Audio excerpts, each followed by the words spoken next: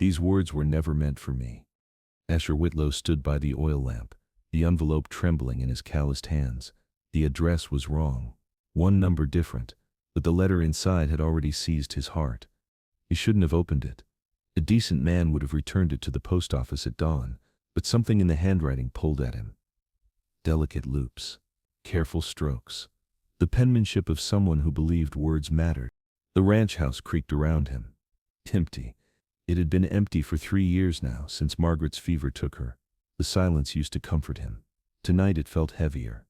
He read the letter again. I have spent my whole life afraid to speak, afraid my words would be too much or not enough, afraid they would reveal the truth I carry, that I dream of a world bigger than the one I'm allowed to live in. I write because it is the only place I am free. If you are reading this, you are the only soul who has ever seen me whole. No signature, no name, just coordinates of the heart, laid bare on paper. Asher's throat tightened. He hadn't felt seen in years. Since Margaret died, he'd become a ghost in his own life. He worked, he ate, he slept, he didn't feel. Until tonight. He turned the envelope over. The return address was smudged, but he could make out parts. Millbrook, near the old chapel, oak tree. It wasn't far, maybe 2 days' ride. He stared out the window. The moon hung low, pale and watchful. A man who'd learned to live with ghosts didn't chase letters written by strangers. But this wasn't a stranger. Not really. Whoever wrote these words knew loneliness the way he did, knew what it felt like to be invisible. Damn it, he whispered. He folded the letter carefully, slipped it into his coat pocket and reached for his hat. By dawn he was riding south. The town of Millbrook was smaller than he expected. Dusty, quiet. A single main road lined with weathered buildings. A chapel at the end, its white paint peeling. Asher tied his horse outside the general store and stepped inside. A woman behind the counter looked up, suspicious. Help you? I'm looking for someone, Asher said carefully. A woman, writes letters, lives near the old chapel, maybe by an oak tree. The woman's face hardened.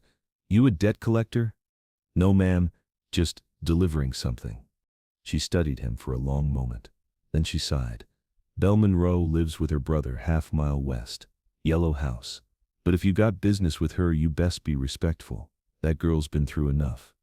Asher tipped his hat. Thank you. He rode west, his pulse quickening. Belle Monroe. The name felt fragile in his mind, like something that might break if he said it aloud. The yellow house appeared through the dust. Small, shabby. A broken fence. Chickens scattered in the yard. And then he heard it. A man's voice. Angry. Loud. You think you're so damn special with your writing? You think anyone cares?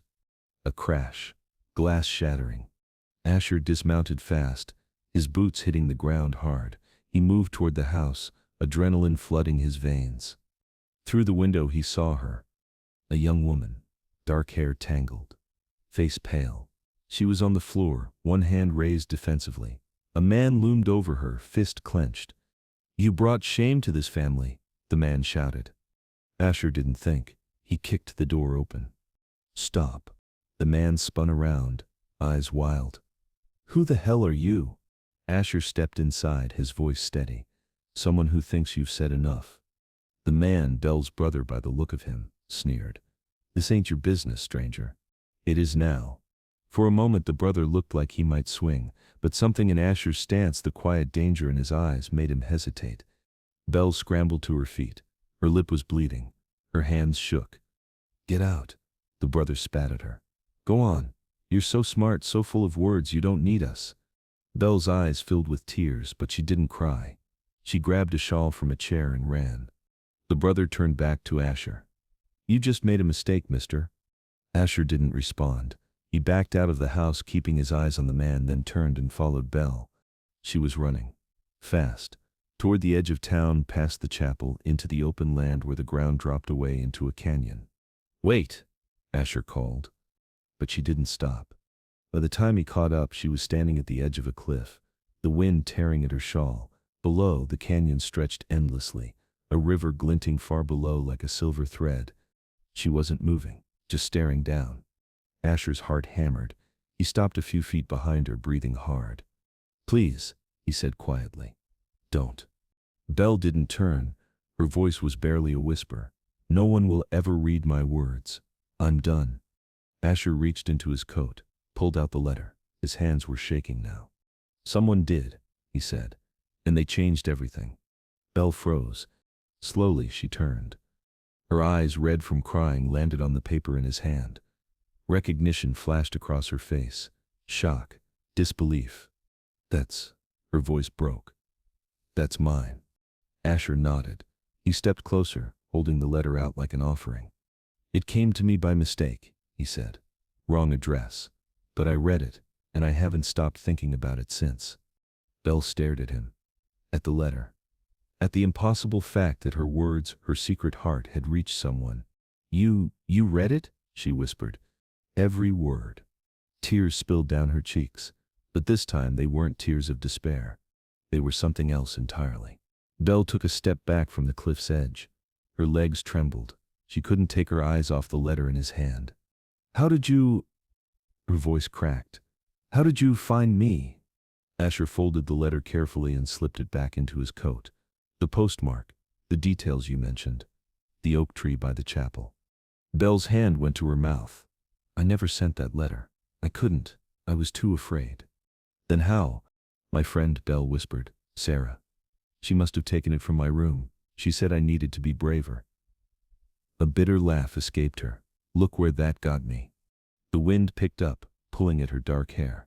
She looked fragile standing there, like something the world had tried to break but hadn't quite managed. Asher spoke carefully. The man back there, your brother? Belle nodded, wrapping her arms around herself. Daniel. He found my letters last week. All of them. He said I was filling my head with foolish dreams, that no decent woman writes the way I do. He's wrong. The words came out harder than Asher intended. Belle's eyes snapped to his. You don't know me, she said quietly. I know your words, and anyone who can write like that, who can bear their soul on paper with that much honesty. He paused, searching for the right words. That's not foolishness. That's courage. Belle stared at him. Something in her expression shifted, softened. What's your name? She asked. Asher Whitlow. Why did you come all this way, Asher Whitlow? He met her gaze. Because for 3 years I've been half alive, and your letter reminded me what it felt like to be whole. The confession hung between them, raw and unexpected. Belle's eyes glistened. I don't even know what to say to that. You don't have to say anything. Asher gestured away from the cliff. But maybe you could step back a little more, just in case. A small, sad smile touched her lips. She took 2 more steps towards solid ground. They stood in silence for a moment, the canyon wind whistling around them. I can't go back there, Belle said finally. To that house, to him. I know. I have nowhere else to go. Asher considered this. His ranch was 2 days north. Empty rooms. Too much silence. He'd been alone so long he'd forgotten what it felt like to have a purpose beyond surviving. Come with me, he said. Belle's eyes widened. What? My ranch. It's quiet, safe. You could stay until you figure out what comes next. You're asking a stranger to come home with you? You're not a stranger, not to me. Belle shook her head, disbelief written across her face. You don't owe me anything. You don't even know me. Maybe not, Asher said. But I know what it's like to have nowhere to go, and I know what your words did for me. That's enough. For a long moment, Belle just looked at him, studying his face, searching for deception or pity, or something worse. She found none of it. Okay, she whispered. They rode back through town slowly. Asher kept his horse close to hers, a silent shield. Belle's borrowed mare was skittish, but she handled her well. People stared. Whispers followed them down the main road. That's Belle Monroe. Heard her brother threw her out. She's leaving with a stranger. Shameful. Belle kept her eyes forward, but Asher saw the way her jaw tightened, the way her hands gripped the reins too hard. They stopped at the general store. Belle needed supplies, clothes, food for the journey. Inside, the woman behind the counter looked Belle up and down, lips pursed. Heard you caused quite a scene today. Belle said nothing. She set a small pouch of coins on the counter. I need a travel bag and a coat. The woman didn't move. Your brother came through here an hour ago, said you stole from him. That's a lie, Belle said quietly. Is it? The woman's eyes were cold. Or are you just like your mother, running off with the first man who shows you attention? Asher stepped forward. His voice was calm, but there was steel beneath it. Ma'am, you're going to sell us what we need, and you're going to do it without another word of disrespect. Understood? The woman's mouth opened, then closed. She looked at Asher, then at Belle, then back again. Slowly, she reached for a bag on the shelf. 5 minutes later, they were back on the road. Belle didn't speak for a long time. When she finally did, her voice was thick with emotion. Thank you. You don't need to thank me. Yes, I do. She looked over at him. You didn't have to do any of this. The letter, finding me, standing up for me. Asher shrugged. Maybe I needed to. They rode until the sun began to set, painting the sky in shades of amber and rose. They made camp near a creek, the sound of running water a gentle backdrop. Asher built a fire. Belle sat across from him watching the flames. Can I ask you something? She said. Anything. Why did you open the letter? If you knew it wasn't yours? Asher poked at the fire with a stick. The question settled heavy in his chest. My wife died 3 years ago, he said finally. Fever. It was fast. 1 week she was laughing, the next she was gone. Belle's expression softened. I'm sorry. After she died, I stopped feeling. I worked the ranch. I went through the motions, but inside I was empty. He looked up at her. Then your letter came, and it was like someone turned a lamp on in a dark room. Belle's eyes shimmered. I didn't know my words could do that. They did. She looked down at her hands. I wrote that letter in the middle of the night. I just had a fight with Daniel. He said I was wasting my life dreaming, that I'd never be anything more than a burden. He's a fool. Belle smiled faintly. Maybe, but he's not entirely wrong. I don't have money, or prospects, or a family that wants me. You have words, Asher said, and that's more than most people ever have. Belle met his gaze across the fire. Something unspoken passed between them, an understanding, a recognition. Two broken people, finding each other in the wreckage. I'm afraid, Belle admitted, of what happens next. So am I. Then why are we doing this? Asher smiled, a rare, genuine thing. Because sometimes the scariest thing is also the rightest thing. Belle nodded slowly. She pulled her knees to her chest, resting her chin on them. Tell me about your ranch, she said. And so he did. He told her about the fields that stretched to the horizon, the creek that ran silver in the morning light, the house that echoed with too much silence. Belle listened, her eyes never leaving his face. And for the first time in a long time, Asher felt something other than emptiness. He felt hope. 2 days later, they arrived at the ranch. Belle had imagined something small, humble. But as they crested the final hill, she saw a valley spread before them like a secret the world had kept just for this moment. Fields rolled golden under the afternoon sun. A creek cut through the land, winding like a silver ribbon. And at the center, a house, simple but sturdy, whitewashed wood, a porch that wrapped around the front. This is yours? Belle breathed. Asher nodded. Built it with my father. He's gone now, being just me for a while. Belle looked at him, then back at the house. She'd never had anything like this. Never even dreamed she could. They dismounted by the barn. Asher led the horses inside, settling them with practiced efficiency. Belle stood in the doorway, watching him work. You can take the room upstairs, Asher said, brushing dust from his hands. It gets good light in the morning. Where will you sleep? Downstairs. I've got a cot by the fireplace. I'm used to it. Belle frowned. I don't want to take your room. You're not. I haven't slept up there since Margaret died. It's yours now. The finality in his voice told her not to argue. Inside, the house was quiet, clean but sparse. A table, 2 chairs, a stone fireplace. Everything functional, nothing decorative. It felt like a place where someone existed but didn't live. Belle climbed the narrow stairs. The room at the top was small but bright, a bed with a faded quilt, a window overlooking the fields, a desk in the corner. Her breath caught. A desk. She crossed to it slowly, running her fingers over the wood. How long had it been since she'd had a place to write? At her brother's house, she'd hidden her letters under the floorboards, scribbling by candlelight when everyone else was asleep. Here, there was a desk, and a window, and silence that felt like permission instead of punishment. She sank into the chair and let herself cry. That night they ate in careful quiet. Asher made stew. It was simple but warm, and Belle ate more than she had in weeks. "Thank you," she said, "for all of this." Asher shrugged. "It's just stew. You know what I mean?" He looked at her across the table. The firelight played across his face, softening the hard edges. "You don't have to keep thanking me, Belle. I don't know what else to do. You could just be here. That's enough." Belle set down her spoon. "Why are you doing this? Really?" Asher was quiet for a long moment.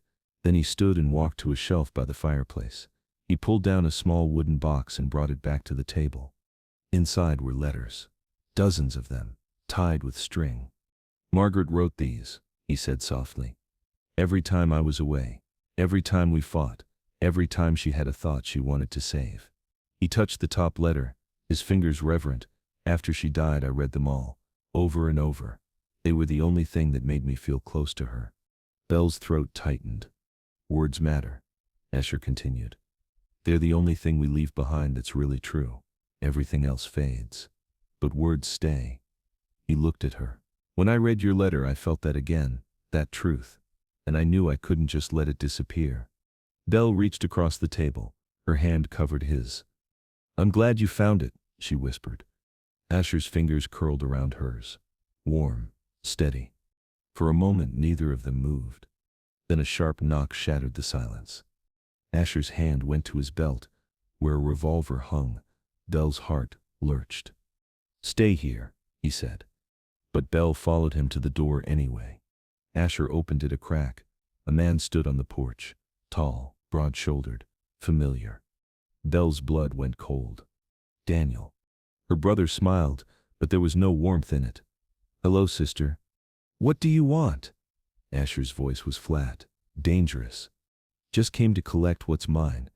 Daniel's eyes slid to Belle. "She owes me, stole money when she left." "That's not true," Belle said, her voice shaking. "Isn't it?" Daniel stepped forward. "You took Mama's ring? That's worth something." Belle's hand went to her chest, where her mother's ring hung on a chain beneath her dress, the only thing she had left of her. "That was given to me. By a dead woman. Don't count." Asher moved between them. "You need to leave." Daniel's smile widened. "Or what? You'll shoot me? Over her?" He laughed, cold and mocking. "You don't even know her. She's just some girl who writes pretty words. You think that makes her special?" "I think you should go," Asher said. "Before you say something you regret." Daniel's expression darkened. "I came for the ring and I'm not leaving without it." Belle's mind raced. If she gave him the ring, maybe he'd leave. Maybe this would end. But the ring was all she had. The last piece of her mother, the last proof that she'd been loved once. "No," she said. Daniel's head snapped toward her. "What did you say?" "I said no." Belle stepped out from behind Asher. Her legs shook, but her voice didn't. "You can't have it. It's mine, and I'm not giving you anything." For a moment Daniel just stared. Then he lunged. Asher caught him mid-step, slamming him back against the porch railing. The two men grappled, fists flying. Belle screamed. She grabbed a broom from inside the door and swung it at Daniel's back. He turned, rage twisting his face, and shoved her hard. Belle hit the ground, the air knocked from her lungs. Asher roared. He threw Daniel off the porch entirely, sending him sprawling into the dirt. Daniel scrambled to his feet, breathing hard. Blood trickled from his nose. "This isn't over," he spat. He pointed at Belle. "You think you can just run away? Build a new life? People will know what you are. A liar. A thief." "Get out," Asher said. His voice was low, lethal. Daniel backed toward his horse, but his eyes stayed locked on Belle. "You'll regret this," he said. Then he mounted and rode into the darkness. Inside, Asher checked Belle's arms, her ribs, making sure she wasn't hurt. "I'm okay," she said, though her hands were still shaking. "He'll come back." "I know." Asher met her eyes. "If you want to leave, I'll take you somewhere safe, somewhere he can't find you." Belle shook her head. "I'm tired of running." "Then what do you want to do?" She looked at him. This man who'd crossed 2 days of hard road for a letter, who'd stood between her and her brother without hesitation, who'd given her a room with a desk and a window and asked for nothing in return. "I want to stay," she said. If you'll let me? Asher's expression softened. You don't have to ask. Belle smiled, small and fragile but real. Then I'm staying. And for the first time since her mother died, Belle felt like she'd found something worth fighting for. A place, a purpose, a home. The days that followed were tense but tender. Belle woke early, before the sun crested the hills. She'd make coffee while Asher tended the animals. They'd eat breakfast in comfortable silence, then work side by side. She learned the rhythm of the ranch, how to feed the chickens, how to mend fences, how to read the sky for rain. And every evening after the work was done, she'd sit at the desk upstairs and write. Not letters anymore, stories. Stories about women who found their voices, about men who learned to listen, about second chances that felt like first ones. Asher never asked to read them, but sometimes when she came downstairs with ink on her fingers and a faraway look in her eyes, he'd smile. "Good day," he'd ask. "Good day," she'd reply.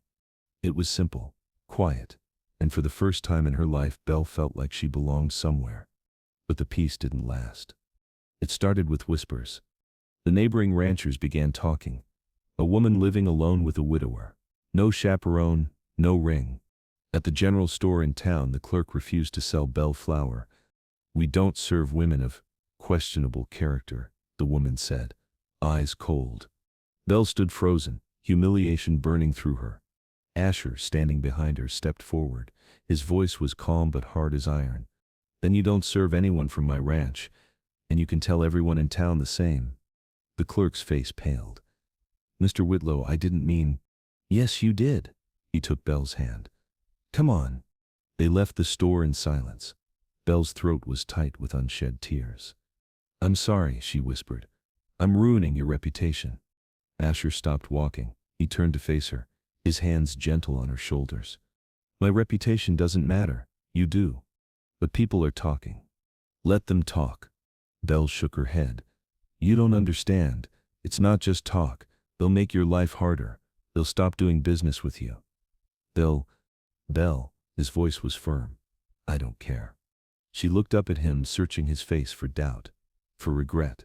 She found none. "Why?" she asked. "Why do you keep defending me?" Asher's thumb brushed her cheek, wiping away a tear she hadn't realized had fallen. "Because you're worth defending." The world seemed to still. Belle's heart hammered in her chest. For a long moment they just stood there, the town bustling around them, oblivious. Then Asher cleared his throat and stepped back. "Come on, we'll get supplies in the next town over." But the trouble didn't end there. A week later, Belle was hanging laundry when she saw riders approaching.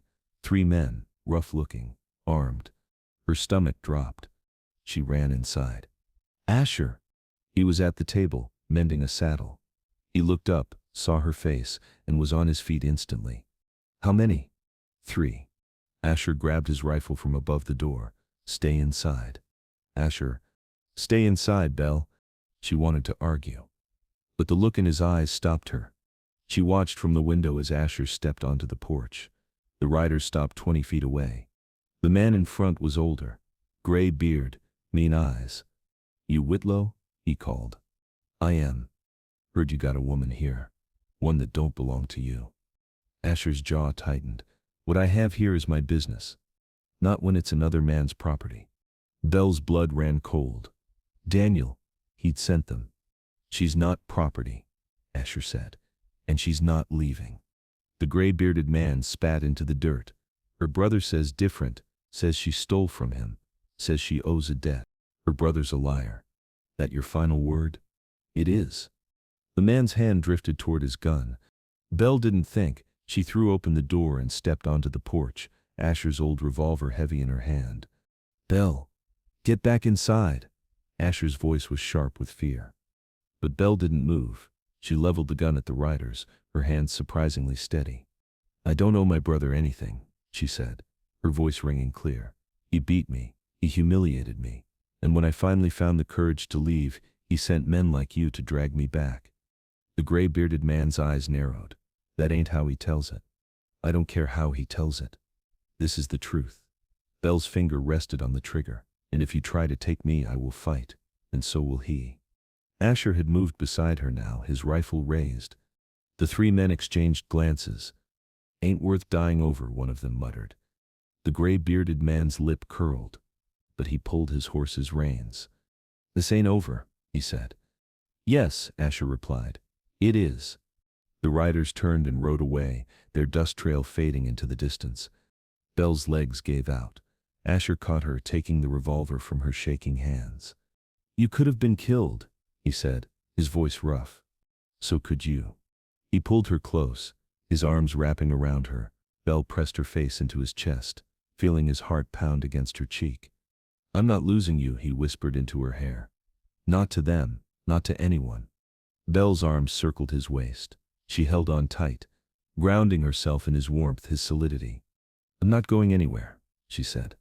They stood like that for a long time, holding each other as the sun dipped low and the shadows grew long. That night Belle couldn't sleep. She sat at her desk, the moonlight streaming through the window, and tried to write. But the words wouldn't come. All she could think about was Asher. The way he'd stood between her and danger again and again. The way he'd held her afterward, like she was something precious. The way her heart had felt when he said he wasn't losing her. She heard footsteps on the stairs, a soft knock. Come in, she said. Asher opened the door. He looked tired, worried. Couldn't sleep, he asked. No, you? He shook his head. He crossed to the window, looking out at the moonlit fields. I've been thinking, he said slowly, about what people are saying, about your reputation. Belle's heart sank. Asher, there's a way to stop it, to make sure no one can question your place here. She stood, her pulse quickening. What do you mean? Asher turned to face her. His eyes were serious, steady. Marry me. Belle's breath caught. What? I know it's not. I know we haven't. He ran a hand through his hair, frustrated. I'm not asking because I pity you, or because I think you need saving. I'm asking because I don't want to lose you. And if being my wife keeps you safe, keeps people from talking, then that's what we should do. Belle stared at him. Her mind raced. You'd marry me? Just to protect my reputation? No. His voice was quiet but fierce. I'd marry you because I want to. Because these past weeks having you here, it's the first time I've felt alive since Margaret died. Because when I read your letter, it wasn't just words on a page. It was you, and I want you to stay. Not as a guest, as my wife. Tears blurred Belle's vision. Asher, you don't have to answer now, he said quickly. Take your time. Think about it. I needed you to know. Belle crossed to him. She reached up, her hand trembling, and touched his face. I don't need time, she whispered. His eyes searched hers. Belle? Yes, she smiled through her tears. Yes, I'll marry you. Asher exhaled, relief and joy flooding his features. He cupped her face in his hands and pressed his forehead to hers. I'll spend the rest of my life making sure you never regret this, he murmured. I already know I won't. And in that moment, with the moon watching through the window and the world quiet around them, Belle felt something she'd never felt before. Peace. They were married 3 days later. Not in the town that had shunned Belle, but in a small chapel 2 counties over. The preacher was kind. He didn't ask questions. He simply read the vows and smiled when Asher slipped a simple gold band onto Belle's finger. You may kiss your bride, the preacher said. Asher looked at Belle. Her eyes were bright with unshed tears. Her hand trembled in his. He leaned in slowly, giving her time to pull away if she wanted. She didn't. Their lips met, soft and tentative, a promise sealed, a new beginning born. When they pulled apart, Belle was smiling, really smiling, the kind of smile that came from somewhere deep and true. Mrs. Whitlow, Asher said, testing the name. Belle laughed, the sound light and free. It sounds strange. It sounds right. They rode back to the ranch as the sun began to set, painting the sky in shades of gold and rose. Belle sat close to Asher on the wagon, her head resting on his shoulder. What are you thinking? He asked. That I never imagined this, any of this. Regret it, yet? She looked up at him. Not for a second. But their peace was short-lived. They'd barely unhitched the horses when Belle saw him. Daniel.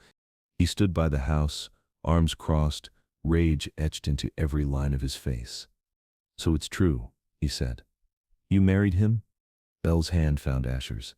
Yes. You think a ring changes anything? Daniel stepped forward. You think it makes you respectable? I think it makes her my wife. Asher said, and you need to leave. Daniel's laugh was bitter. Your wife, a woman who ran away in the night, who stole from her own family. That's who you chose. Yes. Asher's voice was steady. That's who I chose.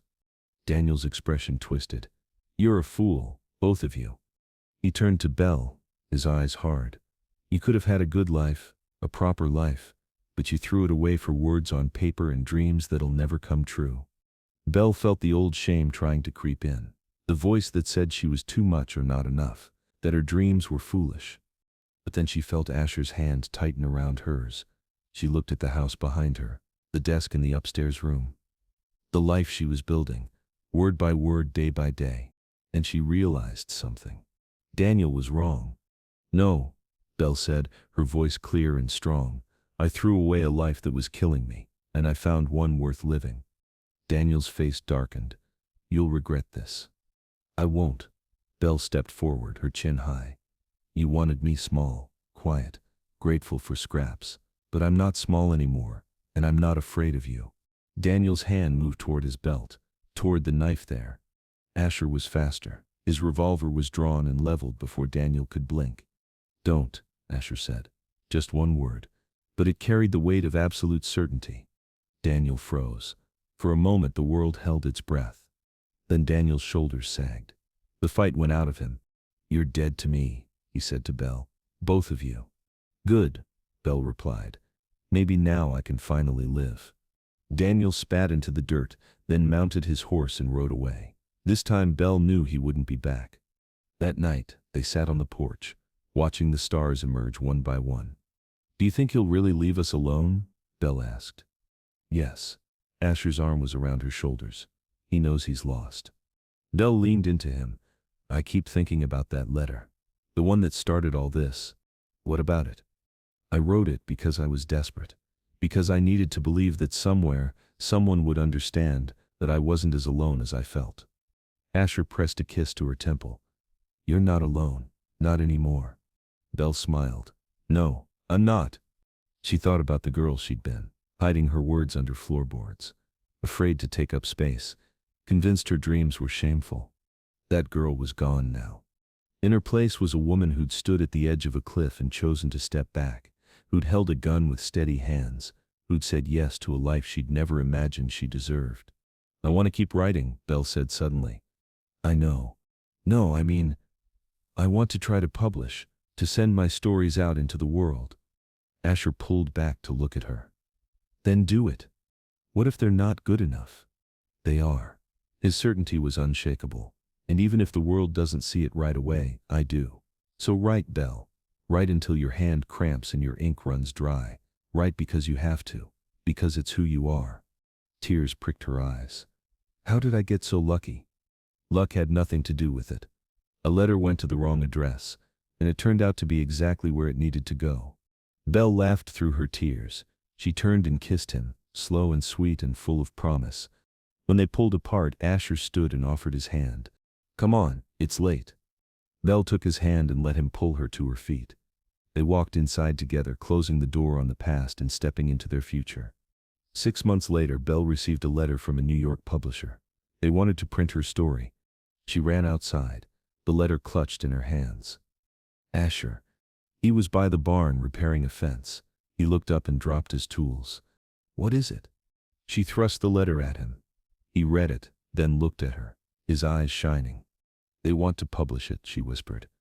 My story. Asher swept her into his arms, lifting her off the ground. Belle shrieked with laughter. When he set her down, she was breathless and grinning. Belle pulled the original letter from her pocket, the one that had started everything. I want to keep this, she said, to remember. Asher cupped her face in his hands. You'll never forget. Belle took his hand and led him inside. At her desk, she pulled out a fresh sheet of paper, dipped her pen in ink, and she wrote. Not because she was desperate, not because she was afraid. She wrote because she was free. Free to dream, free to love, free to become whoever she wanted to be. And as the afternoon light streamed through the window, Belle Monroe Whitlow began her next story. Years later, people would ask Belle how she became a writer. She'd smile and say, "It started with a letter that went to the wrong address." Asher would squeeze her hand and whisper, "No, it went exactly where it was meant to." Some mistakes aren't mistakes at all. And sometimes, the wrong address leads you home. And the end. If this story of survival, courage, and unexpected love touched your heart, don't forget to like and subscribe to Wild West Untold Love for more tales of redemption on the frontier. And if a moment or a feeling in this story stayed with you, we'd love to hear it in the comments below. Because sometimes the strongest souls are forged in the darkest places, and the greatest love stories begin with the simplest act of kindness.